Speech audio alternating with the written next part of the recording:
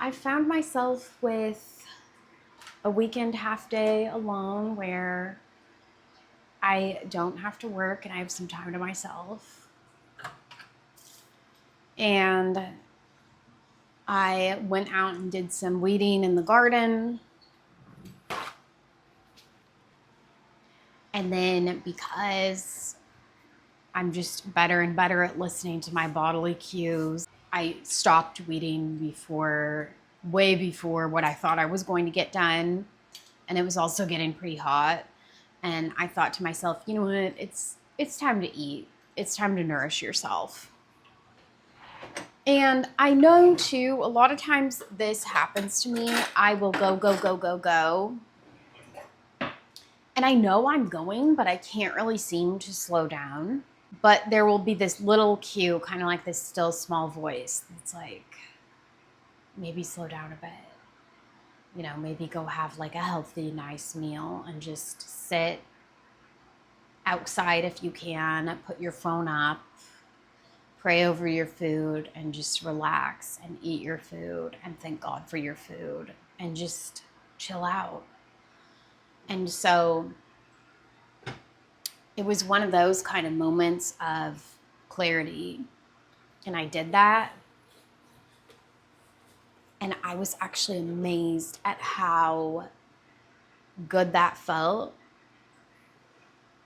in multiple ways. This has been a huge journey for me, by the way. I'm trying to think of probably about four, maybe 5 years ago. I feel like God was really kind of teaching me how to slow down and how to receive his love. And I found a lot of really helpful people on the internet who actually helped teach me how to do that. But I never used to even see the need to slow down. And I actually kind of fought against that. And then wondered why I was so wound up and stressed.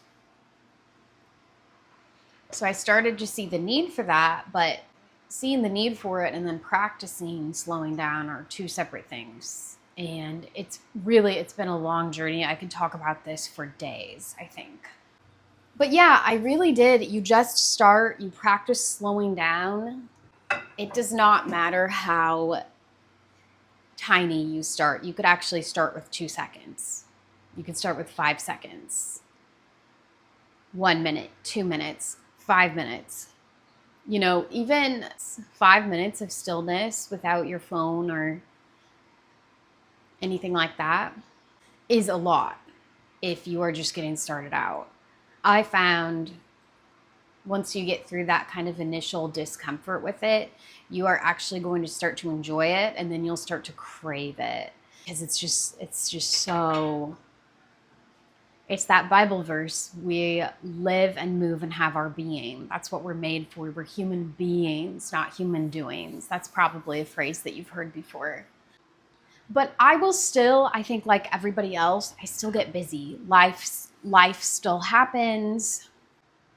Over the years and through multiple different things like decluttering my home and decluttering my schedule and commitments and things like that, down to just what is for me in my particular season of life, I've been able to more easily return to that slowing down. This morning it really showed me, though, that I needed it more than I even knew. I can notice it in a couple things. I always have my drink with me, and this is a caffeinated, like, energy drink packet. And a cue for me is when I'm having too many of these and when I'm always craving the next one. And even it'll go a step further where I will start making the current one and be dissatisfied with it, kind of, and like looking forward to the next one. And it's like, oh, that's a cue that I need to slow down. So I was preparing the food, and I was actually so happy because I cut up some kale and put it in a bag with a paper towel. a week ago. The kale was still good.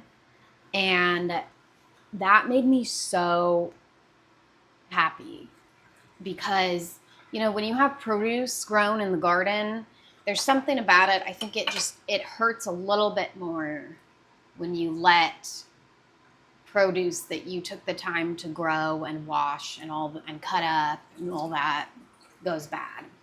I feel like it still hurts if you're buying food from the grocery store, produce or whatever, and it spoils. That hurts too, you know? Especially if you had all these good intentions for the food, and maybe you were even committing to eating healthier, and what did you do? You got busy throughout the week, you went and got fast food, and then your good healthy food that you spent money on spoiled. And it just feels like such a double hit, doesn't it? The kale was still good. And then I had leftover steak from Friday night. And so I cut up the steak, heated it up, put it in my kale salad. I had put some olive oil and apple cider vinegar on it, salt and pepper. I also made an egg and finished off my salad that way. So I put an egg on top of the salad. And I was able to sit down and eat that, take it with my supplements. You know, ideally you're taking your supplements with a meal. But something about using up Friday night's steak and not letting that spoil and not letting the kale spoil just felt so good. I can't even describe it. There's something about being at home, making my own meal, start to finish, with kind of the time to wash the dishes afterwards too. I did take a picture of my food because I was proud of it. But then I put my phone up, and when I say put it up, I will actually usually go and put it like in another room out of sight.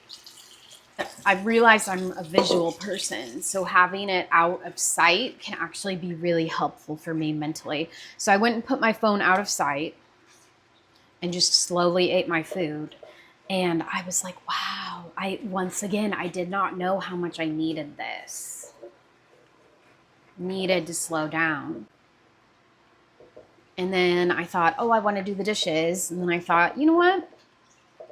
Why don't I just talk about this and do the dishes? So now you know my whole thought process around this video. What do I need to do after this? Feeding my cats. There's laundry to be done. You know how that is. There's all kinds of things that need chores that need my attention today. And there's some things that could wait, but I don't want them to wait. Is that relatable? All that to say, I actually would like to go back out there after this and read some Psalms. And I have been parked in the Psalms 4 years now. Oh man, that's another thing I could just talk about, is just getting shame and condemnation out of my life, because I used to feel bad that it didn't seem like I could read anything else in the Bible other than the Psalms. But then I've learned more about like seasons of life. And actually that's just the season that I'm in right now. Now that is starting to open up for me more. I do think I'll get to reading other parts of the Bible again, but so much of my journey over the last couple years is just learning that I am okay. Cultivating that emotional safety within myself and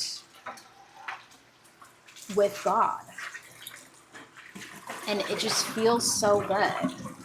If you're in a time where you feel like you have decreased capacity, you just can you're hitting some limitations. You can only do certain things when you want to do so much more. Don't be hard on yourself. Love yourself today and give yourself grace today. Yeah, looking around for more dishes. That was it today, just keeping it simple. So I'll talk to you later. Bye.